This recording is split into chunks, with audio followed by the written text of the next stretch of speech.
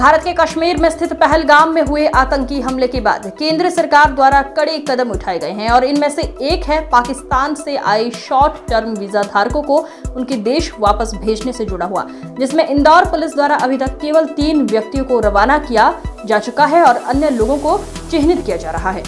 पूरे मामले में जानकारी देते हुए additional police commissioner Amit Singh द्वारा बताया गया कि केंद्र सरकार द्वारा शॉर्ट टर्म वीजा लेकर आए पाकिस्तानी नागरिकों को पिछले कई दिनों से आदेश आने के बाद चिन्हित किया जा रहा था, जिसमें पासपोर्ट विभाग से लेकर तमाम विभाग काम कर रहे थे और इसी के तहत 3 लोगों को चिन्हित कर उन्हें रवाना कर दिया गया है। तो वहीं दूसरी ओर 29 अप्रैल की आखिरी तारीख है। जो मेडिकल वीजा पर भारत में इलाज करने के लिए आए थे वो भी 29 अप्रैल तक रवाना किए जाएंगे। पुलिस का कहना है कि आदेश जो आया है, इंदौर में अभी तक 3 लोगों को रवाना कर दिया गया है। तो वहीं दूसरी ओर कई ऐसे लोग हैं जो अभी भी शॉर्ट टर्म वीजा के आधार पर रुके हुए हैं, ऐसा बताया जा रहा है। पुलिस का कहना है कि लोग कुछ छुपाते हैं तो उन पर वैधानिक कार्रवाई भी की जाएगी।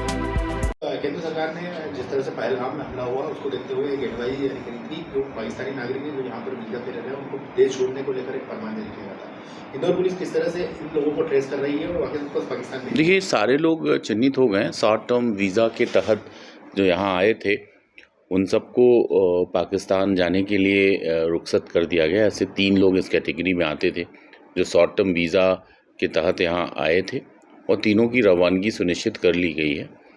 इसके अतिरिक्त मेडिकल वाली जो गाइडलाइन भारत सरकार की थी वो 29 तारीख की थी। 29 अप्रैल को वो किसी भी कीमत पर पाकिस्तान चले जाएं और इसके मद्देनजर रखते हम लोगों ने बाकायदा जो शॉर्ट टर्म वीज़ा धारक लोग थे उनको चिन्हित करके जानकारी प्राप्त की थी। लेकिन इंदौर में मेडिकल रीजन से कोई भी पाकिस्तानी नहीं आया था, तो ऐसी इस कैटेगरी में कोई भी पाकिस्तानी नहीं आता है।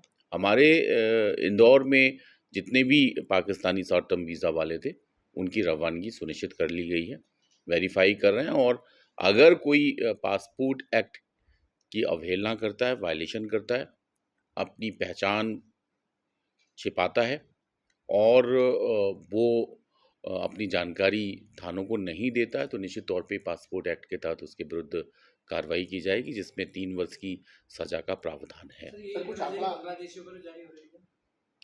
बांग्लादेशियों के संदर्भ में ऐसा कोई निर्देश भारत सरकार का नहीं है, ऐसा कोई भी निर्देश जारी नहीं किया गया है। सर, कुछ आंकड़ा सामने आया जो पाकिस्तानी नागरिकों को ऐसा कोई इतने लोगों को अब तक भेज दिया गया है इंदौर से बाहर या पाकिस्तान की ओर रुखसत कर दिया गया है? 3 लोगों को किया गया है जो इस कैटेगरी में आते हैं।